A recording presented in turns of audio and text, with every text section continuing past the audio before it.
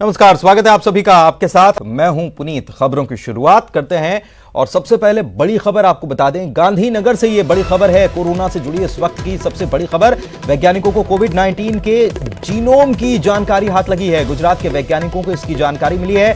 Corona की vaccine बनाने में अब इससे मदद मिल पाएगी। सीएम ऑफिस की तरफ से ये दावा किया गया है। ये बड़ी खबर बता रहे हैं, कोरोना से जुड़ी हुई इस वक्त की सबसे बड़ी खबर यह है कि वैज्ञानिकों को, गुजरात के वैज्ञानिकों को कोविड-19 के जीनोम की जानकारी हाथ लगी है। गुजरात के वैज्ञानिकों को यह जानकारी मिली है और कोरोना की वैक्सीन बनाने में इससे अब मदद मिल पाएगी। सीएम ऑफिस की तरफ से यह दावा किया गया है। पंकज जनक दवे हमारे सहयोगी अहमदाबाद से हमारे साथ जुड़े हुए हैं, उनसे बात करते हैं। जनक, बताएं कि ये जीनोम क्या होता है, कैसे ये कोरोना के वैक्सीन बनाने में इससे मदद मिल पाती है और कैसे इसे ढूंढा गया गुजरात के वैज्ञानिकों द्वारा?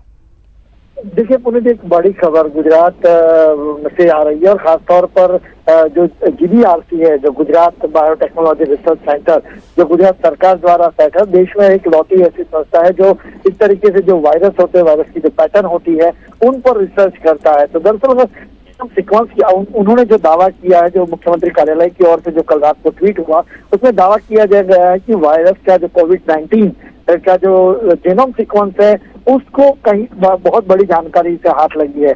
अगर आप समझाएं, अगर आम लोगों को समझाएं, तो जीनोम सीक्वेंस वही होता है कि एक वायरस की पैटर्न क्या है, वायरस कितने समय तक जीता है, उसकी ताकत क्या है, ये सारी चीजों की बारीकी से जानकारी वैज्ञानिक को हाथ लगी है। और इसी के पैटर्न पर उसको मारने के लिए कौन सी वैक्सीन या मेडिसिन काम आ सकती है, उसके साइड इफेक्ट क्या हो सकते हैं। तो एक बेसिक जो स्ट्रक्चर जिसको कहें, एक दवाई बनाने के लिए जब आपका रिसर्च तगड़ा होता है तो उसका रिजल्ट भी अपने आप को अच्छा मिलता है। तो रिसर्च के आधार पर रिजल्ट ढूंढने की कोशिश में एक बड़ी उपलब्धि कह सकते हैं जीनोम सीक्वेंस की जानकारी बाहर लाना। अब हालांकि देखना होगा, जीनोम सीक्वेंस अगर उनके हाथ लगा है तो अब वैक्सीन बनाने के लिए दुनिया भर, जैसे पुनीत आप जानते हैं कि दुनिया भर के सारे देश, विकसित, अल्पविकसित या विकासशील जो भी देश है, सारे लोग लगे हैं कि वैक्सीन को ढूंढा जाए, क्योंकि जिस तरीके से महामारी फैली है। अब ये जीनोम सीक्वेंस आने के बाद फार्मा हब है गुजरात, और ऐसे में जो फार्मा कंपनी है उनको अगर ये जीनोम सीक्वेंस की जानकारी दी जाती है तो बेहतरीन उपलब्धि होगी वैक्सीन की दुनिया में। एक अच्छी वैक्सीन ढूंढ पाने में स्थिति में होंगे। तो हालांकि अब जीनोम सीक्वेंस किस हद तक आगे फिट बैठेगा, वैक्सीन को किस तरीके से वायरस को मारने में कौन सी एंटीबायोटिक्स काम आएगी, ये सारी चीजें हैं जो जीनोम सीक्वेंस में बताई गई है और उसके आधार पर जब आगे की रणनीति तैयार होगी तो एक बड़ी उपलब्धि इसे कह सकते हैं पुनीत। बिल्कुल बड़ी उपलब्धि कह सकते हैं। और ये वैक्सीन बनाने में इसका कैसे, जैसे कि आप जानकारी दे रहे हैं कि ये पता चल पाता है कि इसका पैटर्न क्या है, किस तरीके से ये कब तक जीवित रहता है, कैसे मारा जा सकता है, लेकिन अब वैक्सीन बनाने में कितना वक्त लग सकता है, इस बात को लेकर कुछ जानकारी सामने आई है क्या? देखिए, ये दावा GBRC की ओर से किया गया है। अब इसको पैटर्न को वैज्ञानिक बाकी जो हैं, जो वैक्सीन बनाने में जो फार्मा कंपनियां लगी हैं, और आप जैसे पुनीत जानते हैं कि गुजरात फार्मा हब है और यहीं से दवाइयां ज्यादातर बनती हैं और विदेशों में भी अभी हमने जो दवाइयां दी उसका ज्यादातर हिस्सा यहीं से गया। तो ऐसे में एंटीबायोटिक्स की पैटर्न बनाना जीनोम सीक्वेंस के आधार पर वो कितना समय लग सकता है वो तो एक्सपर्ट कमेटी इस मामले में कर सकते हैं, लेकिन एक उम्मीद जरूर दिखी है कि इस दिशा में कोविड-19 का जो कहर है उसको रोक काम करने में एक बड़ी उपलब्धि हो सकती है आने वाले दिन में, और वो भी भारत के हाथों ही लिखी होगी इस उपलब्धि। और यही देखना होगा कि अब जीनोम सीक्वेंस के आधार पर आने वाले दिनों में वैज्ञानिक बाकी जो रिसर्च के साथ इसके जुड़े हैं, दवाई की पैटर्न बनाने में जुड़े हैं, एंटीबायोटिक्स बनाने में जुड़े हैं, वो किस तरीके से इसको देखते हैं, उसके बाद उस पैटर्न पर दवाइयां बनती है। ये भी आपसे हम जानना चाहेंगे कि क्या इसको साझा करने की तैयारी है, क्योंकि पूरे दुनिया में इसके वैक्सीन बनाने को लेकर लगातार प्रयास किए जा रहे हैं। तो ये जो उपलब्धि मिली है, क्या इसको साझा और बताया जाएगा बाकी जगहों पर भी जहां पर वैक्सीन बनाने के प्रयास किए जा रहे हैं दूसरे देशों में? देखिए, चाइना में भी, वुहान में जब ये हुआ पुनीत, तब ये जीनोम सीक्वेंस बनाने का दावा चाइना की ओर से भी किया गया था, जिसको एक एंटीडोट के तौर पे कहते हैं कि जो दवाई अगर बनती है तो उसको एंटीडोट कहते हैं। तो चाइना के पास अब अचानक आप देखिए कि चाइना में इसका जो कहर था वो लगभग खत्म हो गया है। तो क्या वो वही एंटीडोट था और चाइना के मुकाबले ये भी अगर सामने आता है, वो एंटीडोट अब तक सामने नहीं आया दुनिया में, जो चाइना के पास इस दवाई के तौर पे या वैक्सीन के तौर पे जो भी जानकारी हो, लेकिन वो सामने नहीं आई। ऐसे में जब गुजरात से ये जेनोम सीक्वेंस ढूंढने, इसकी जानकारी जुटाने की बात है, निसंदेह आने वाले दिनों में इस वैक्सीन के मामले में कोई बड़ी उपलब्धि जरूर हो सकती है। हालांकि केवल अभी जो आपसे जो जानकारी मैं शेयर कर रहा हूँ, उतनी ही जानकारी अब तक सामने आई है, और वो भी मुख्यमंत्री कार्यालय की ओर से उनके ऑफिशियल ट्विटर हैंडल से दी गई है। अब जब उनके साइंटिस्ट से मिले या फिर आगे की रणनीति क्या होगी साइंस एंड टेक्नोलॉजी डिपार्टमेंट की, क्या कि वो जो फार्मा कंपनियां हैं उनको उस तरीके से दिशा में रिसर्च जो हुआ है वो उनको देंगे कि आगे वैक्सीन बनाने में वो मददगार हो। ये बहुत सारे मुद्दे हैं जिस पर आगे काम होना है, लेकिन एक पहला कदम जो सफलता के तौर पे दावा किया जा रहा है कि एक बड़ी उपलब्धि के तौर पर ये देखा जा रहा है कि जेनोम सीक्वेंस जब आपके हाथ में होता है तो उसकी पैटर्न आपको पता चलती है, तो वायरस की स्ट्रेंथ पता चलती है। बिल्कुल, बहुत सारी जानकारी मिल जाती है वायरस के बारे में, और उसके बाद फिर उसका एंटीडोट बनाना या उसके लिए वैक्सीन बनाना बहुत आसान हो जाता है। और उम्मीद की जानी चाहिए कि बहुत जल्दी ये सफलता भी हाथ लग जाएगी। लेकिन फिलहाल ये दावा किया जा रहा है, गुजरात सरकार की तरफ से ये दावा किया गया है, सीएम हाउस की तरफ से दावा किया गया कि जीनोम सीक्वेंस की जानकारी वैज्ञानिकों को मिल गई। गुजरात के वैज्ञानिकों को ये जानकारी मिल गई। बड़ी खबर, अहम जानकारी। एमपी में लॉकडाउन से शहरों की फिजा बदल गई है। उज्जैन और देवास सबसे साफ बताए जा रहे हैं। यहां की हवा दरअसल सबसे साफ हो गई उज्जैन और देवास की, तो इंदौर, भोपाल, जबलपुर और ग्वालियर में भी प्रदूषण का स्तर बहुत घट गया है। केंद्रीय प्रदूषण नियंत्रण बोर्ड की तरफ से जो रिपोर्ट जो है वो जो जारी की गई है, यहां पर बताया गया है कि एयर क्वालिटी इंडेक्स जो है वो बहुत सुधरा है, और PM 2.5 जो है इसमें काफ़ी कमी दर्ज की गई है। और सबसे साफ की अगर बात की जाए तो देवास और उज्जैन की हवा सबसे साफ है। शरद हमारे सहयोगी हमारे साथ भोपाल से लाइव जुड़े हुए हैं, उनके पास चलते हैं। शरद, ये लॉकडाउन का असर है कि सड़क पर वाहन नहीं चल रहे हैं, इंडस्ट्री हालांकि बंद है, नुकसान तो हो रहा है, लेकिन फायदा ये कि हवा साफ हो गई।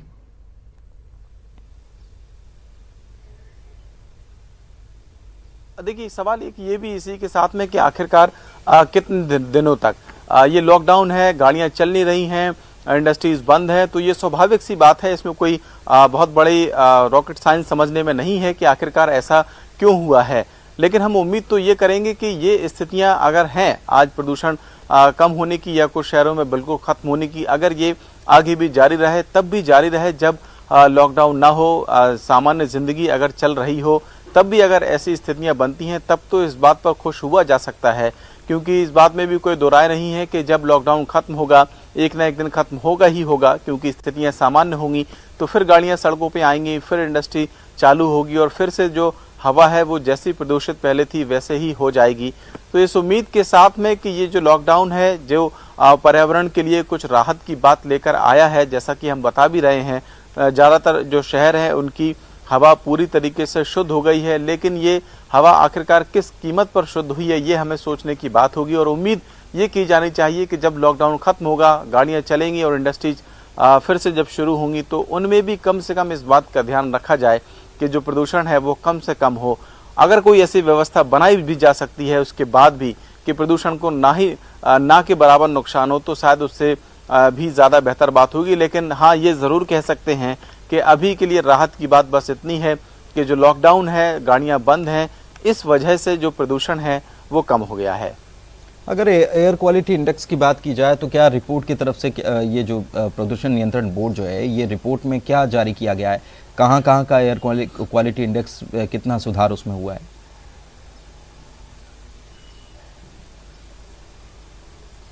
देखिए, जो आमतौर पर जो प्रदूषण की ज़्यादा खबरें आती थी उनमें भोपाल की बात कर लें हम, अगर ग्वालियर की बात कर लें, ये जो ऐसे बड़े शहर हैं, उज्जैन की बात कर लें, इंदौर की बात कर लें, जहाँ पर प्रदूषण ज़्यादा होता था, क्योंकि इन शहरों की जो जनसंख्या है वो भी ज़्यादा है और इंडस्ट्रीज़ भी यहाँ पर ज़्यादा हैं।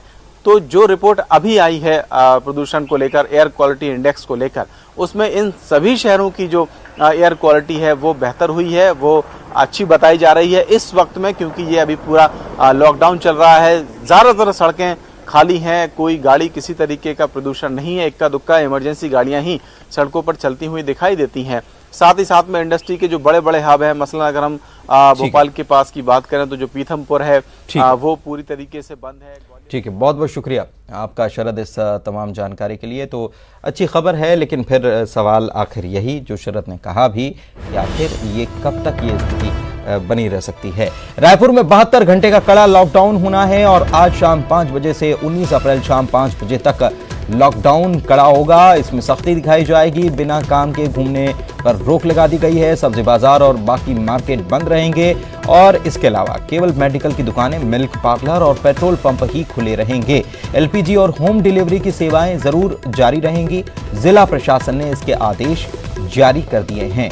ये बड़ी खबर आपको बता रहे हैं और देवव्रत हमारे सहयोगी हमारे साथ लाइव जुड़े हुए हैं, उनसे बात करते हैं। देवव्रत, छत्तीसगढ़ में मामले भले ही कम अभी तक सामने आए हैं, लेकिन अच्छी बात यह है कि सरकार की तरफ से एहतियात के तौर पर जो कदम उठाए जाने चाहिए वो सरकार उठा रही है, लेकिन लोगों का सहयोग क्या इसमें मिल पा रहा है? क्योंकि इसके पहले की तस्वीर हमने देखी थी, अब शायद इसीलिए सरकार को यह कदम उठाना पड़ा कि 72 घंटे का कड़ा लॉकडाउन करने की तैयारी है। जी बिल्कुल, कड़ा लॉकडाउन करने की तैयारी है। 72 घंटे तक के राजधानी के सभी दुकानें बंद रहेंगी और जो जरूरी सुविधाएं हैं, मेडिकल की, दूध की, पेट्रोल पंप और गैस सिलेंडर जैसी सुविधाएं जो हैं, केवल वही सुविधाएं जो है लोगों को मिल पाएंगी। लेकिन लॉकडाउन जो है वो पालन कराना बेहद जरूरी है, क्योंकि आपको बता दूं मैं कि जिस तरह से यहाँ पर देखने को मिल रहा है, लगातार राजधानी की तस्वीरें सामने आ रही है, जिसमें कई ऐसे इलाके हैं जहां लॉकडाउन को बिल्कुल भी फॉलो नहीं किया जा रहा है और जिसे रोकने में पुलिस और प्रशासन दोनों ही नाकाम रहे हैं। और ऐसे में लोगों की चिंता जरूर सरकार को है। हालांकि यहाँ पर जो हॉटस्पॉट है वो कटघोरा कोरबा जिला का कटघोरा है, लेकिन जिस तरह की तस्वीरें अभी देखने को मिल रही है, मैं खुद अभी थोक सब्जी मार्केट के सामने हूँ और यहाँ पर आप देखिए ये गाड़ियों की जो कतारें हैं, जो सड़क पर गाड़ी यहाँ रखने के लिए जगह नहीं है, तब आप अंदाजा लगा सकते हैं कि यहाँ पर क्या स्थिति है। लॉकडाउन जैसी तस्वीर राजधानी रायपुर में दिखाई नहीं देती है और जिस तरह से अगर सोशल डिस्टेंसिंग का पालन करवाने की जिम्मेदारी तमाम लोगों की होती है, इसमें हम पुलिस प्रशासन की बात करें, जिला प्रशासन की बात करें और खुद लोगों की बात करें और समाज के जिम्मेदार लोगों की बात करें, लेकिन ऐसा कुछ भी यहाँ पर दिखाई नहीं देता। और जब आप इन चीजों को सामने लेकर के आते हैं, तब ये बातें भी खुल करके सामने आती है कि इस पर जो रवैया सख्त होना चाहिए प्रशासन का, वो यहाँ पर नहीं दिखता। पुलिस के कोई नुमाइंदे नहीं दिखते। हालांकि 72 घंटे का कड़ा लॉकडाउन करने की बात तो यहाँ पर की गई है, जिला प्रशासन ने बकायदा इसका आदेश भी जारी कर दिया गया है, लेकिन जिस तरह से नियमों की धज्जियां उड़ाई जाती हैं और सोशल डिस्टेंसिंग की बात अगर हम यहाँ पर करते हैं तो ये बेईमानी होगी, क्योंकि जिस तरह से जो गाड़ियों की कतारें आपको मेरे आसपास दिख रही होंगी, बिल्कुल ये समझ आ रहा होगा, तस्वीरें नजर आ रही हैं और शायद इसी वजह से सरकार को ये फैसला लेना पड़ा कि 72 घंटे का कड़ा लॉकडाउन किया जाएगा। लेकिन सबसे जरूरी बात जो है वो लोगों के खुद समझने की है और लोग बिल्कुल समझ नहीं रहे। तस्वीरें तो यही बता रही हैं, जो लोग घर में हैं सुरक्षित हैं, लेकिन जो लोग बाहर निकल रहे हैं उनको बहुत ज़्यादा ध्यान रखने की ज़रूरत है। लेकिन नज़र नहीं आ रहा, छत्तीसगढ़ में जो राजधानी की तस्वीर है उससे कहीं नज़र नहीं आ रहा कि वहाँ पर लॉकडाउन जैसी स्थिति अभी भी है।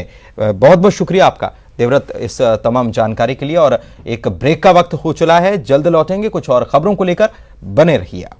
ब्रेक के बाद आपका स्वागत है। छत्तीसगढ़ की अगर बात की जाए तो कोरोना के मामले यहाँ पर हालांकि कम सामने आए हैं और यहाँ पर लगातार डॉक्टर अपनी जान पर खेलकर लगातार मरीजों को ठीक करने में जुटे हुए हैं, लेकिन उसके बावजूद दूसरी तरफ क्या हो रहा है, कितनी बड़ी लापरवाही जिला प्रशासन की, रायपुर प्रशासन की देखने को मिल रही है, ये आप देख सकते हैं।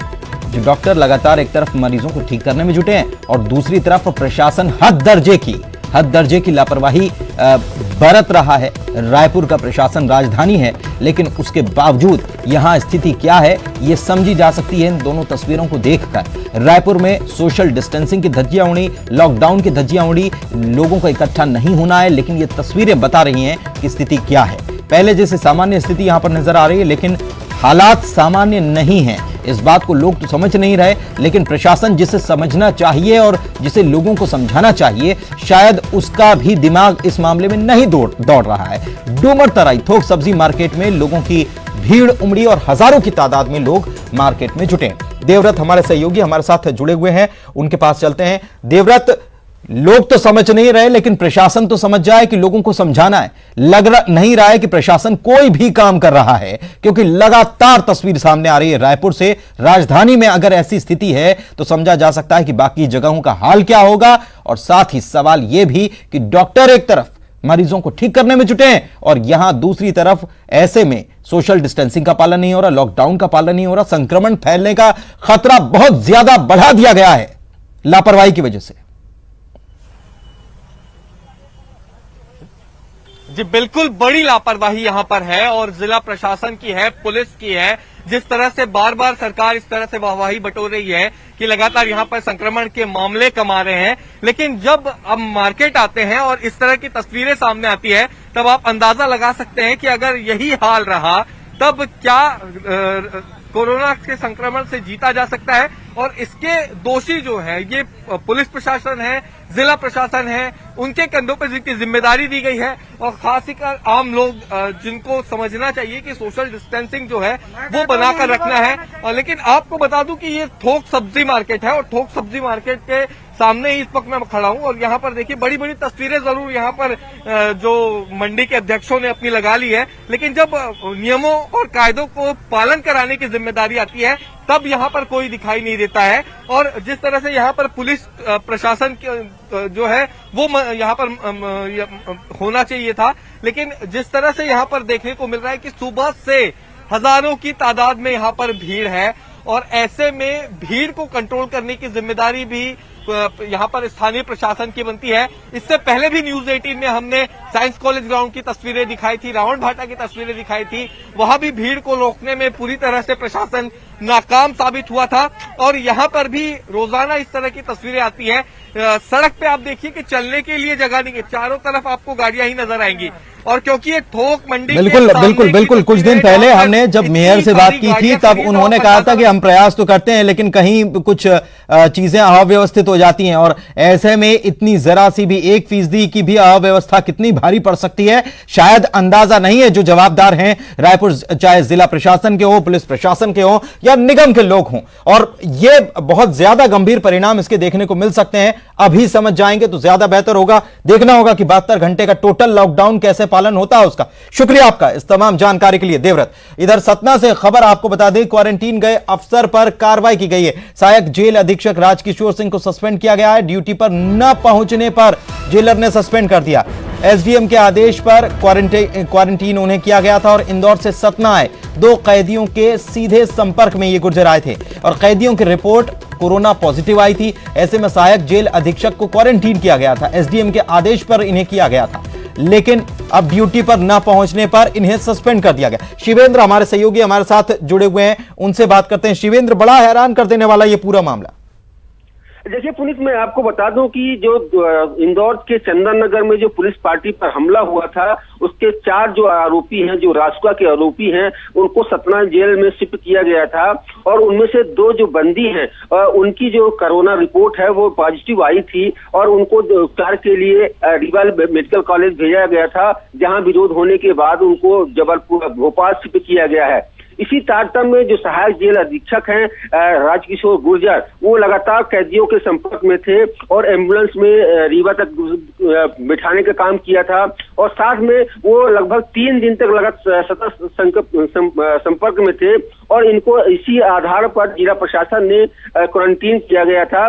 लेकिन वो घर पर ही क्वारंटीन है और जिला प्रशासन का आदेश था। इसके बावजूद जेलर जो है नरेंद्र प्रताप सिंह ने उनको कार्य में अनुपस्थित पाए जाने का हवाला देकर निलंबित कर दिया है। इसको लेकर एक बड़ा विवाद पैदा हो गया है। शायद ये प्रदेश का पहला मामला होगा कि जब क्वारंटीन अधिकारी को ही जेल प्रशासन निलंबित कर रहा है। इस मामले को लेकर विवाद खड़ा हो गया है और अब जिला प्रशासन इस पूरे मामले में हस्तक्षेप करने के मूड में नजर आ रहा है। जी, लेकिन क्या जानकारी नहीं पहुंचाई गई? जो अधिकारी क्वारंटीन हैं उनको भी जानकारी अपने माताहतों को दे देनी चाहिए। सबसे बड़े ताजुब की बात पुनीत जी ये सामने आया है कि जब इंदौर से जो कैदी आए थे उसको प्रशासनिक सूचना नहीं थी, सिर्फ जेल को सूचना थी और जेल को आदेश जारी किया था कलेक्टर इंदौर ने। उसी के आधार पर उनको जो बंदी है उनको सतना केंद्रीय जेल में रखा गया था। तो सबसे बड़ी लापरवाही यही हुई कि दो आरोपी थे, उनको इंदौर जैसे शहर से आए थे जहां संक्रमण काफी फैला हुआ था, बिना सूचना के, जिला प्रशासन की सूचना के अंदर रख लिया गया था। और इसके बाद इस तरह का एक फिर बड़ा मामला सामने आया कि अब जब जिला प्रशासन ने जो अधिकारी है जो संपर्क में आया था उसको क्वारंटीन किया गया है, इसके बाद भी उनको निलंबित किया गया है। तो कुछ न कुछ जो विवाद की वजह जो जानकारी मिल पा रही है कि लंबे समय से सहायक जेल अधीक्षक और जेल अधीक्षक के बीच 36 का आंकड़ा था, और हो सकता है कि ये बदले की भावना के तहत इस तरह का मौके की तलाश में थे और मौका मिलने पर इन्होंने कार्रवाई की है। लेकिन सस्पेंशन करने की कार्रवाई अगर की जाती है तो उसके पहले ये सारे जवाब ले लेने चाहिए। ये यहाँ पर नजर नहीं आ रहा है, पूछना तो चाहिए था कि आए क्यों नहीं है, ड्यूटी पर क्यों नहीं पहुंचे हैं, उस मामले में छानबीन करनी चाहिए, लेकिन यहाँ ये नजर नहीं आ रहा है। शुक्रिया आपका इस जानकारी के लिए। इधर केंद्रीय स्वास्थ्य मंत्री डॉक्टर हर्षवर्धन ने तारीफ करते हुए ट्वीट किया है। स्वास्थ्य मंत्री ने रायपुर एम्स की तारीफ की है, 2 नर्सों की तारीफ की है। दरअसल हमने भी आपको तस्वीरें दिखाई थी कि कोरोना पीड़ित की 3 महीने की मासूम को ये नर्स संभालती दिखी थी, और उन्होंने ये ट्वीट कहा है कि अद्भुत, इस मासूम की मां कोरोना पॉजिटिव है। इंसानियत को जिंदा रखते हुए एम्स रायपुर की ये 2 नर्स अपनी गोद में एक मां की भांति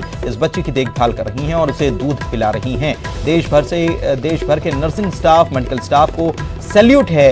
राष्ट्र सेवा सर्वोपरि है। और न्यूज 18 ने इस खबर को प्रमुखता से दिखाया भी था कि कैसे रायपुर एम्स में ये 2 नर्सें एक कोरोना पॉजिटिव महिला जो है उसकी बच्ची को दूध पिला रही हैं, मां सा दुलार कर रही हैं, क्योंकि बच्ची की मां और उसके परिवार के अन्य लोग भी सब कोरोना पॉजिटिव हैं। 5 सदस्य कोरोना पॉजिटिव पाए गए हैं। बच्चियों का टेस्ट किया गया था, कोरोना का टेस्ट किया गया, लेकिन वो निगेटिव आया, और अब इन बच्चियों का ख्याल ये नर्सें ही रख रही हैं। रायपुर एम्स में मरीजों का इलाज चल रहा है। इधर बीजापुर से खबर आपको बता दें, सहायक आरक्षक की हत्या की गई। नक्सलियों ने सहायक आरक्षक की हत्या की है।